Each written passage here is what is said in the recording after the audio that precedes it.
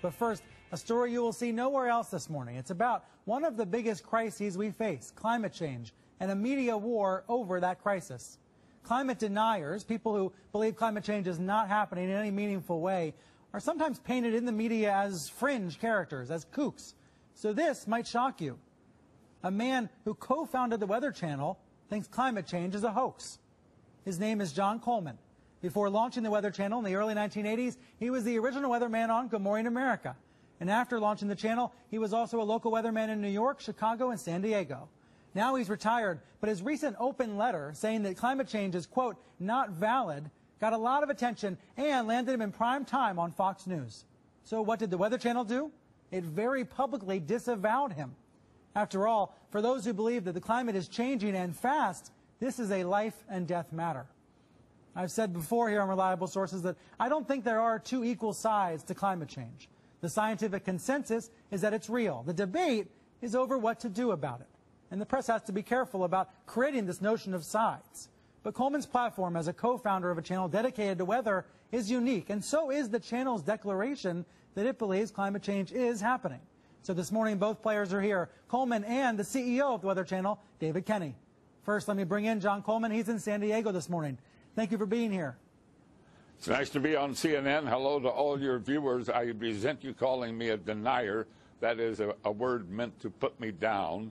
I'm a skeptic about climate change, and I want to make it darn clear, Mr. Kenny's not a scientist. I am. He's the CEO of the Weather Channel now. I was the founder of the Weather Channel, not the co-founder. And I'm glad you did, because I am addicted to the Weather Channel. I watch a lot of cable news. Now, hold on just a minute. I'm not done. And CNN has taken a very strong position on global warming that it is a consensus. Well, there is no consensus in science. Science isn't a vote. Science is about facts. And if you get down to the hard, cold facts, there's no question about it. Climate change is not happening. There is no significant man-made global warming now. There hasn't been any in the past, and there's no reason to expect any in the future. There's a whole lot of baloney, and yes, it has become a big political point of the Democratic Party and part of their platform, and I regret it's become political instead of scientific, but the science is on my side. I don't think we're going to come to a conclusion about the topic right here. What I do wonder, though, is when you see because you wouldn't allow it to happen on CNN. But I'm happy that I got on the air and got a chance to talk to your viewers. Hello, everybody. There is no global warming. What I do wonder is when you see the government, when you see NASA, when you see other institutions say that 97% of climate scientists agree, do you think they're making it up? What I don't understand is how you square that. That's a manipulated figure, and let me explain it to you. The government puts out about $2.5 billion directly for climate research every year. It only gives that money to scientists who will produce scientific results that support the global warming hypothesis of the Democrat Party position. So they don't have any choice. If you're going to get the money, you got to support their position. Therefore, 97% of the scientific reports published support global warming. Why? Because those are the ones the government pays for, and that's where the money is.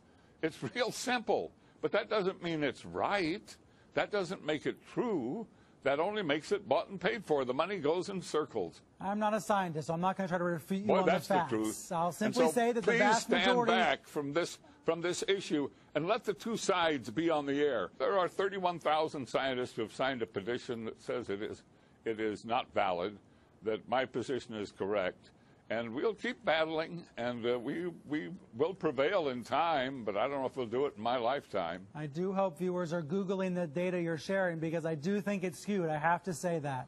I want to ask you about the weather. No, it's not true, and I hope you will go to the websites that present the papers that show that none of this alarmism about ice and heat waves and droughts, none of it is happening. Is the Weather Channel part of the conspiracy? Well, the Weather Channel has bought into it. As I say it, they've drunk the Kool-Aid. But so is all the media. That's no big surprise. Let me read to you what the channel said this week, because after you appeared on Fox... Weather Channel statement. Well, let me read it to the viewers then. After you appeared on Fox, they did put out this statement distancing themselves from you. They said, Mr. Coleman does have a place in our company's history, and we appreciate the contributions that he made more than 30 years ago. However, we want to be clear, John Coleman is no longer affiliated with our company. How did you feel to see them disavow you in that way? Well, no problem. I mean, you know, that's all accurate. And the statement that's on their website, which they reissued this week, was written back in 2007. And that's a rather reasonable, warmist statement. It's not full of alarmism. It's not full of the sky is falling. It's a pretty reasonable statement. It's not the programming they put on the TV that's not reasonable. And you know, when they put on their climate geeks, those aren't scientists. Those are nuts. You sound like a man disappointed. They never put on a real skeptical scientist. They don't give us any spot on their channel. That's too bad that they don't. You sound like a man disappointed by the channel that you helped create. Oh, I'm terribly disappointed. I created a channel to give people their weather, tell them what the weather is now and what it's going to be where they live and in their region, and keep them posted on the weather and serve a real purpose. And that channel has been totally distorted and become strange as it can be. Well, John, thank you for being here this morning and sharing your views with us. Well, I thank you for letting me on CNN. I had my say, and it was great fun. Global warming is the latest in a long, almost never-ending series of crusades. I've forgotten how many millions of dollars he's made out of this. The first column I ever wrote more than 30 years ago was titled "The Prophets of Doom," P-R-O-F-I-T-S, of doom. And so it's the same phenomenon today. I mean, there is money in this stuff. You have to pretend to be certain, because otherwise you'll get no support for what you're doing. I mean, you go around saying, well, I think there'll be global warming. Well, there's no money in that. I mean, there's no votes in that. I mean, what you know, I just talked to God, and he told me that it's going to be global warming. Now, let's set up a multi-billion-dollar program to stop it. So many places where they've had record low temperatures. They had snow in Houston, the earliest they've ever had. The last record for something like this was like 5 inches. They got 20 inches. I mean, and what used to amuse me a lot in recent years is when they schedule a global warming conference and they have to cancel it because of the cold. You know, I mean, it just doesn't make a dent. Imagine if you're an assistant professor in meteorology or climatology, and you think that global warming is a crock, and the full professors who are going to vote on your tenure and whatnot are getting millions of dollars in grants. I mean, how eager are you going to be to burst into print and saying it's all nonsense? Sometime in the next week, Parliament will vote on probably the greatest tax change in your life. Is the carbon dioxide tax, to make us cut the gases we're told are heating the world dangerously. It's a tax on coal-fired electricity that will raise billions of dollars a year and probably cost thousands of jobs. That's a huge call. So, to see if it makes sense, we're going to do exactly what Julia Gillard has told us to do. Addressing climate change all starts with the science. The government accepts the science.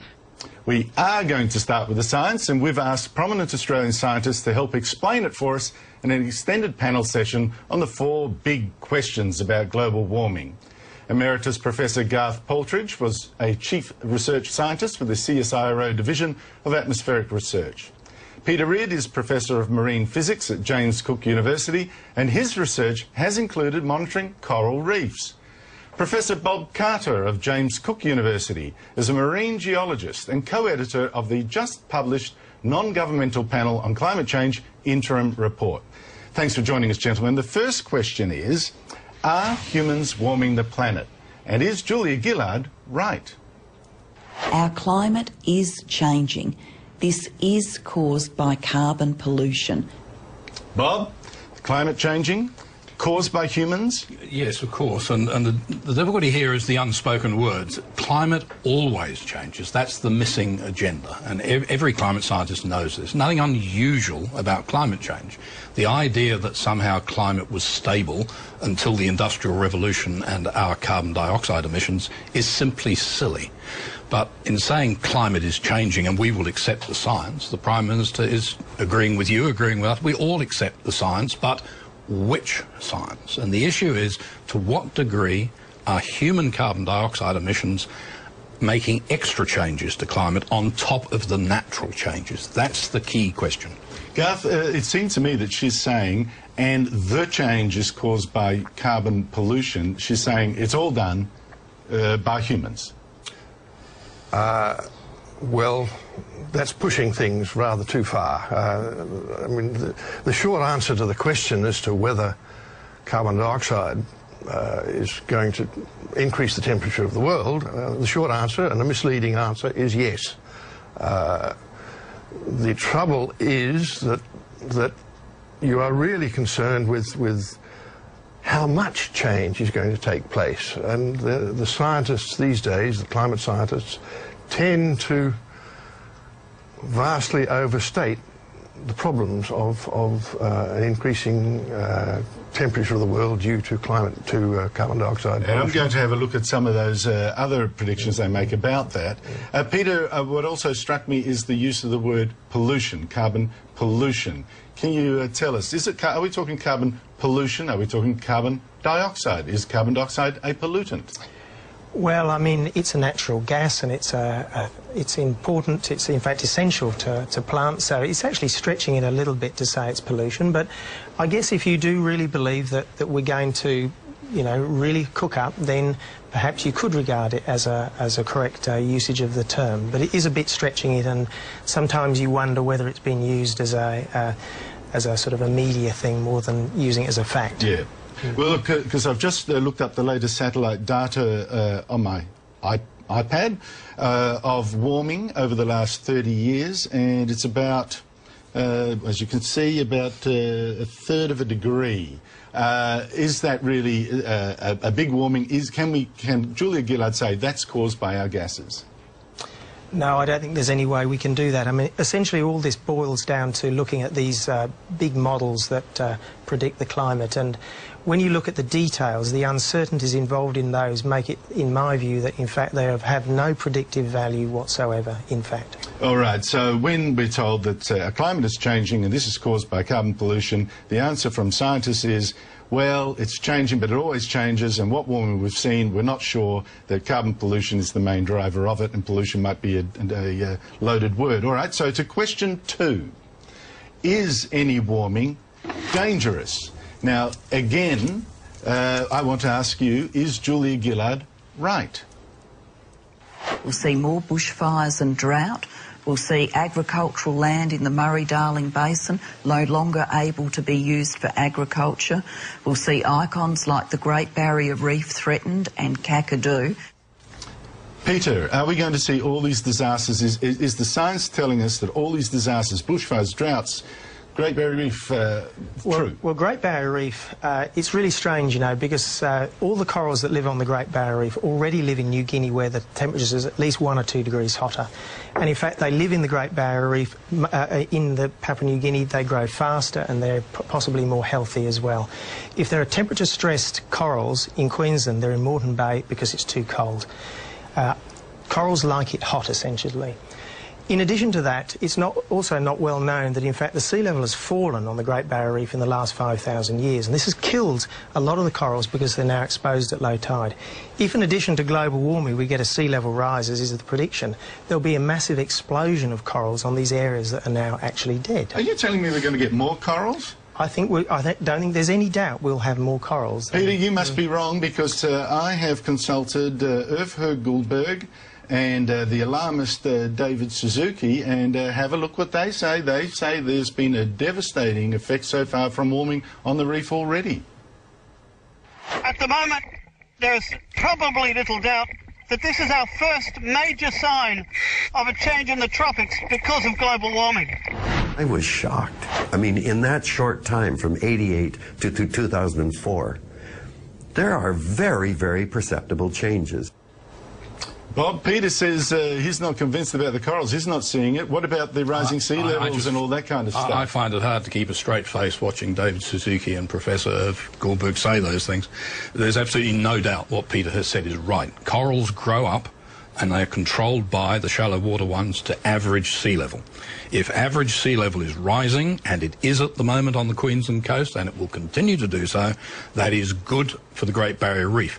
If, and it's a very big if, and I don't think it'll happen, but if human warming was enough that it accentuated that sea level rise, then the corals would do even better. Score 100 Peter Reid, 0 David Suzuki. Is not doing very well here, so I'm going to ask question 3 of Garth. And again, the question this time, question 3 is the science settled? And again, is Julia Gillard right? When she says only a few mad conservative journalists, I wonder who she's talking about, disagree with the global warming scientists. I ask, who would I rather have on my side? Alan Jones, Piers Ackerman and Andrew Bolt, or the CSIRO, the Australian Academy of Science, the Bureau of Meteorology, NASA, the US National Atmospheric Administration and every reputable climate scientist in the world. Garth, you work with the CSIRO, and she says all these institutions are against a few crazies like me. Yes, well, that's, again, rather overstating the case. I mean, there are vast quantities of scientists who at least question the concept of man-made global warming. It is true that the ones that go public are usually scientists either who have retired or who come from other disciplines. Nothing to lose. They've got nothing to lose. But in this day and age, it can be fairly dangerous to one's career if you are a climate scientist and express some vociferous objection to the concept of dangerous global warming. Well, in fact, I thought you made an interesting point, Peter, because you sent a letter to the chief scientist, Ian Chubb, saying, why don't you ensure that funding goes to sceptics as it goes to warmers who get billions? Yes, I think this is very important because, you know, in our court system we have a prosecution, we have a defence, and by making the two sides argue, we can get to the truth, hopefully. And the defence side in a court case, actually, their sole job is to try to find problems with the opposition argument. Now, in science at the moment, we only hear one side, and one side is funded. The other side is not funded. So we have a situation where, in fact, it's like a court case in China, and therefore the public actually can't have a great deal of faith in science at the moment. We need scientific reform, in fact, before we go and do things to our economy. Right, I think that contributes to the groupthink, but let's go to question 4 because we're running out of time. Will Julia Gillard's tax actually work? By how much will the carbon dioxide tax cut the world's temperature? Or is Gillard right when she says that is an impossible question? To what extent will the carbon tax reduce average global temperatures? Well, this is a question that first put into the public debate, I believe, by Andrew Bolt, and it's a question not capable of answer because it assumes other countries aren't acting. True or false? Is that a question incapable of answer, Bob? Well, you have to use a computer model to answer it, and so it's a highly inaccurate answer. But any computer model, and there are different estimates, you end up with fractions of 10,000ths of a degree of warming averted for a 5% cut in Australia. In Australia, because we've actually asked or got from 3 scientists some estimates of what the temperature would be. They range from about 4,000th of a degree if we went through and cut to 1/20,000th of a degree. Would you quarrel with those estimates, Garth? No, they're in the ballpark, but because we're relying on models, we can't be exact on it, but roughly. Essentially zero, Peter? Yes, essentially zero. However, I mean, one of the arguments is that by cutting our own, then we have some sort of moral high ground to pretend that the Chinese and the Indians are going to cut theirs. I think that's the argument that they're using, in fact. Well, gee, it doesn't seem to have gone too well for Julia Gillard. The scientists tell if they listen to them, a lot of what she claims is the basic facts about the global